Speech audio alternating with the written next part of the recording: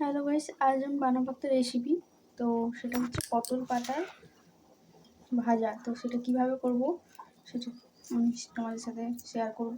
তো সেজন্য পটল পাতাগুলো ভালোভাবে হালকা একটু ছোট করে কেটে নিয়েছি। কাটার পরে ভালো করে ধুয়ে একবার ধুয়ে নিয়েছি, আরেকবার ধুয়ে নিচ্ছি। তারপর আমরা জল থেকে তুলে নেব। জল থেকে তুলে এটাকে পেস্ট করে নিতে হবে, সেজন্য আমি এটা একদম মিক্সিতে দিয়ে দিয়েছি। তারপর দেখো ভালো করে পেস্ট করে নিলাম খুব সুন্দরভাবে, দেখছো একবারে পিনও করে পেস্ট করে নিতে হবে, তাতে পাটাগুলো না মুখে লাগে ওরকমভাবে। তারপর একটা বাটির মধ্যে আমি চালের গুঁড়ো নিয়ে নিয়েছি, এটা এর মধ্যে মিক্সড করে দেব। এখন এর মধ্যে কিছু মশলা দিয়ে দেবো। ফার্স্টে দিয়ে দিলাম জিরের গুঁড়ো, তারপর ধনে গুঁড়ো,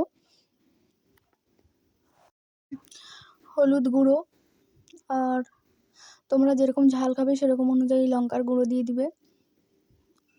স্বাদ অনুযায়ী লবণটা সেটা দিতেই হবে। একদম চাল গুঁড়ির লবণ আর এই পাতাটার জন্য একটুখানি লবণ দিয়ে ভালো করে হাতে করে মেখে নেব। মাখার পরে দেখো একটা কত সুন্দর কালারটা চলে এসেছে, কালারটা এরকমই ছিল, আরও একটু সুন্দর যেন লাগছে দেখতে। তো এরপর এটা মনে হচ্ছে যেন আরেকটু চালের গুঁড়ো তো লাগবে। তো সেজন্য দেখো আরেকটা বাটি আমি আরেক বাটির নিয়ে নিয়েছি চালের গুঁড়ো। তো এটাও এর মধ্যে মিক্সড করে নেব। এটা মিক্সড করে দেওয়ার পর এটা একটু মোটা হয়ে যাবে।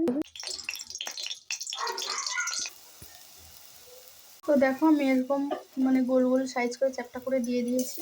এরপর একটু গরম হওয়ার পর এটাকে নিতে দিতে হবে। গরম হয়,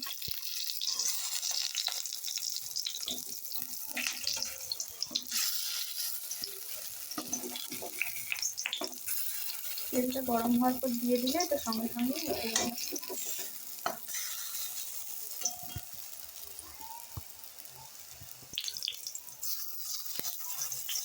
কম কম করে ভেজে নেবে, বেশি দিলে না জড়িয়ে যায়, সেজন্য আমি বেশি দিলাম না, 4-5টা করে।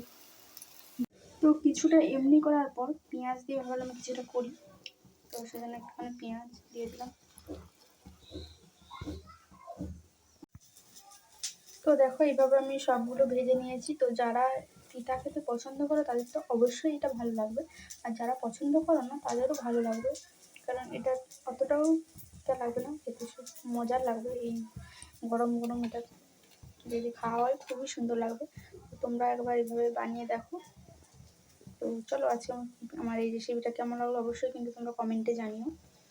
আর এরকম নতুন নতুন ভিডিও দেখার জন্য আমার চ্যানেলটি সাবস্ক্রাইব করে দিও, লাইক কমেন্ট শেয়ার করে পাশে থেকো।